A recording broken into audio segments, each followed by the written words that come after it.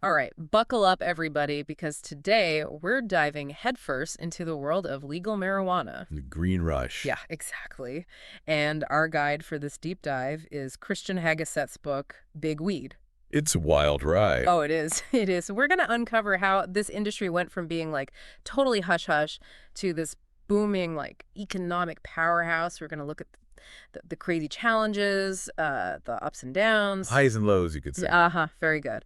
And of course, we'll explore what the future holds for, legal weed. You ready for this? Absolutely. Haggis's story is uh, so fascinating. It's like his journey mirrors the whole green rush phenomenon. Okay, so before we get into all that, let's rewind the clock a bit. Now, a lot of folks know marijuana has a long history, right? But get this, it goes back like 8,000 years. Wow. Yeah.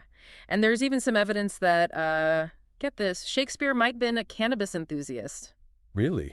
Yeah, they found pipes in his garden, and guess what? They had traces of, I bet cannabis. It kind of makes you rethink all those preconceived notions, right? it really does. I mean, for centuries, so many cultures saw cannabis as a medicinal plant, even a spiritual one. Totally. So how did it become so demonized, in the first place? Well, in the early 1900s, America got hit with this wave of anti-marijuana sentiment. Really? Yeah, fueled by racism and a lot of fear-mongering, to be honest. Newspapers were churning out these crazy stories, painting marijuana as this dangerous Mexican drug, said it would lead to madness and violence. Oh, wow. I guess those narratives really stuck, huh? They did. They laid the groundwork for the whole Prohibition era, which, we're still dealing with the fallout from that even today. Crazy how misinformation can shape public opinion so much. For sure. Speaking of changing perceptions, though, Hageseth's story is a prime example of how fast things can change. It all starts on a golf course, believe it or not, back in 2009. On a golf course. Yeah. He tries this high-quality legal weed for the first time, something totally different from the stuff he'd smoked in his younger days, and bam, entrepreneurial light bulb goes off. Like a green light bulb. Exactly. You got to remember the industry was like just starting out then, but the profit margins, man, they were insane. I'm talking 800 to 1,300%. No wonder they called it the green rush. It was like striking gold. Totally. But I bet there were some hurdles along the way, right? Like, I'm guessing his family wasn't exactly thrilled about him becoming a drug dealer, even if it was legal. Oh, absolutely. He got Yeah. pushback from his family, dealing with that social stigma and a whole lot of uncertainty. It took guts to jump into this brand new territory. Yeah, he was a pioneer for sure. Yeah. So what was the industry like back then? Was it just a free-for-all? Kind of like the Wild West, honestly. Yeah. There was tons of passion. Everyone was excited, Yeah. but not a lot of business smarts. Yeah. A lot of those early folks, they loved cannabis, but they didn't necessarily know how to, run a successful business. So Hageseth, he saw that gap, right? And saw an opportunity. Exactly. He wanted more. He wanted to make a high-quality product, one that people would trust. He really thought about branding, marketing, and how people saw cannabis. He was thinking ahead, like a true entrepreneur. But, okay, let's talk about the actual growing process. How'd they even do that back then? It must have been pretty complicated. Indoor growing, it's more technical than you might think. Yeah. You need this perfectly controlled environment for those plants to really thrive, Like a science lab almost. pretty much. Temperature, humidity, lighting, airflow, nutrients. It's all got to be just right. Wow, so it's not just throwing some seeds in a pot and hoping for the best, huh? Nope. And to make things more efficient, Hageseth and his team, they started using mother plants and clones. Clones, like identical copies of the plants. Exactly. It let them keep the quality high and, be more consistent with their yields. That's pretty ingenious. Okay, so they've got the growing figured out, but then comes the whole selling part, right? And with banks being totally hands-off, that must have been a real headache. Oh, that was the cash conundrum, all right. Mm-hmm.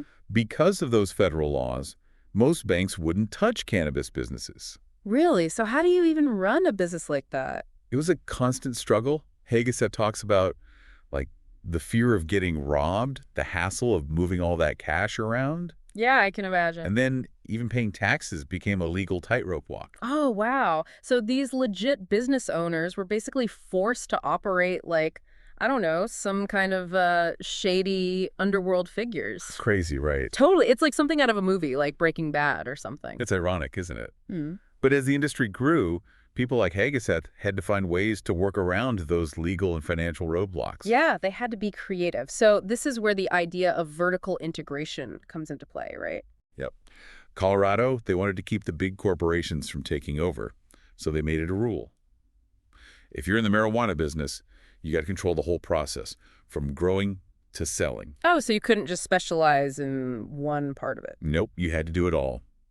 And for Hageseth, who was already focused on building his brand, this was a game changer. Okay, so no more outsourcing. Got it. So what do you do? Well, first he partnered up with some existing dispensaries to sell his product. Okay. But then he realized, hey, it's better to control the whole thing. So he bought those dispensaries and rebranded them under his Green Man Cannabis name. Smart move. So he's not just growing and selling weed now, he's building a whole empire. Exactly. And he wanted to make it even better. He had this idea to switch from indoor growing, which uses a ton of energy, Right. to natural sun-grown cultivation. Like growing it outside. Yep.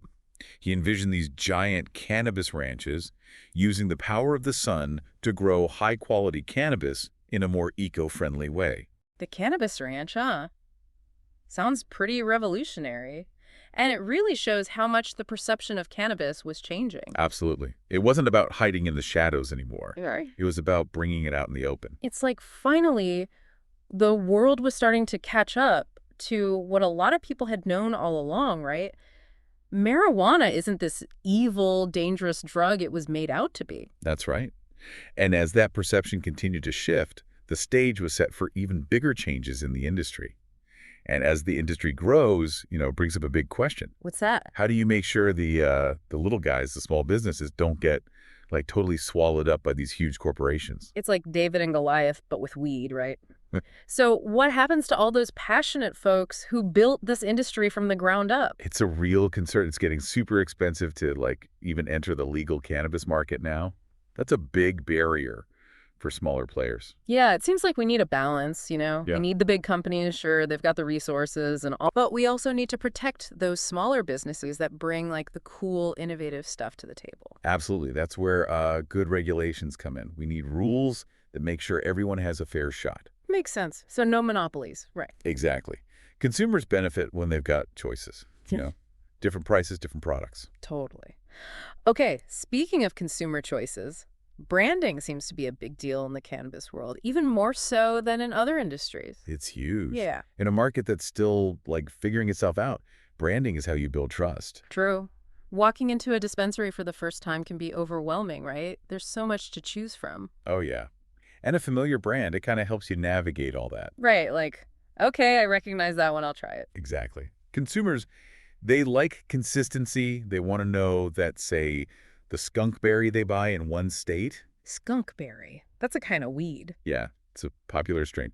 Anyway, they want to know that skunk berry is going to be the same wherever they go. Makes sense. It's like choosing your favorite brand of coffee or something. You stick with what you know. Exactly. And as the market gets more established, brand loyalty is going to be even bigger.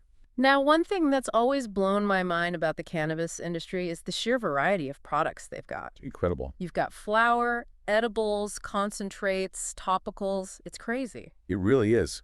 The innovation is amazing. But with all that innovation comes responsibility, We got to make sure consumers are safe and informed. Especially since, weed today is a lot stronger than the stuff people were smoking back in the day. That's a great point. We need to talk about standardized dosing. Standardized dosing, what's that? It's basically making sure people know how much THC they're getting, no matter what product they use. THC, that's the stuff that gets you high, right? Yep, the psychoactive ingredient. Imagine if you bought a cup of coffee, but you had no clue how much caffeine was in it. Oh, yeah, you could end up like totally wired or not feel anything at all. Exactly. So, with cannabis, we need a system where people can easily understand how much THC they're taking in. So like those alcohol equivalency charts, a shot of liquor, a glass of wine, a beer, they all have roughly the same amount of alcohol. That's the idea. We need something similar for cannabis. So no matter what you choose, you know how much THC you're getting. That makes a lot of sense. It's about empowering people to make informed choices. Exactly. Give them control over their experience. But even with all this progress, there's this big question mark hanging over everything. Federal legalization. Yeah, it's the elephant in the room, right? It's the biggest hurdle. Until cannabis is legal at the federal level, The industry's always going to face these unnecessary roadblocks. So why is the federal government so stuck on this? It's complicated. It's a mix of politics, social stigma, old-fashioned ideas. But things are changing, right? They are. Public support for legalization is higher than ever. Well, yeah, as more people learn about cannabis and its potential benefits, it gets harder to justify keeping it illegal. Right.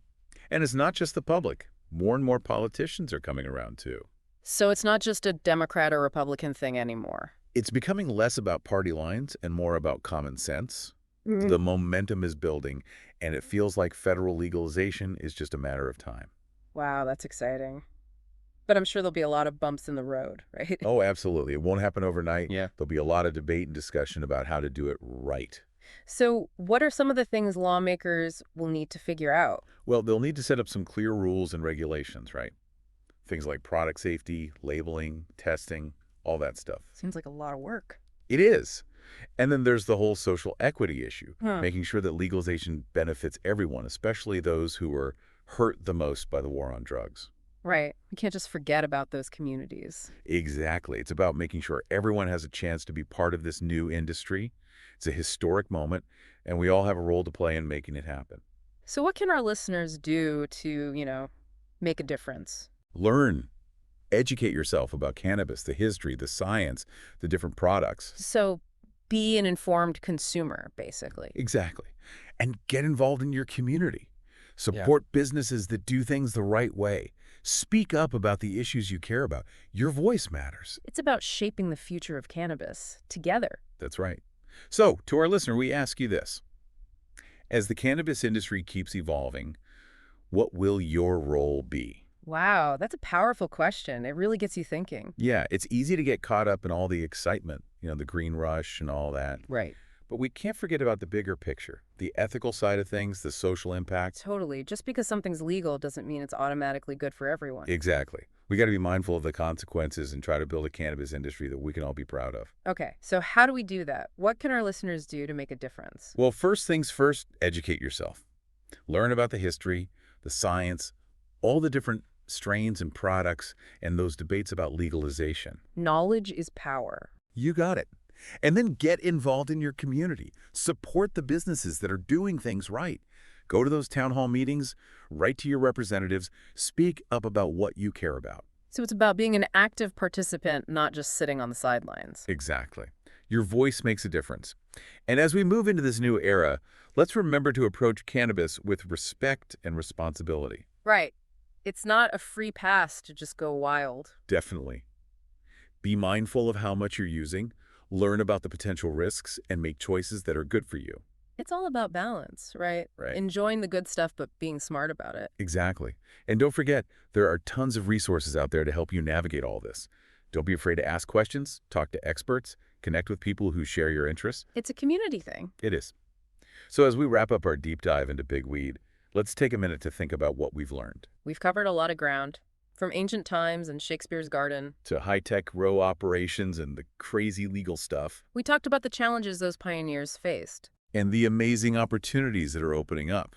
And we can't forget Christian Hageseth's story. What a journey. He's a true inspiration. Big Weed gives us a window into this incredible world.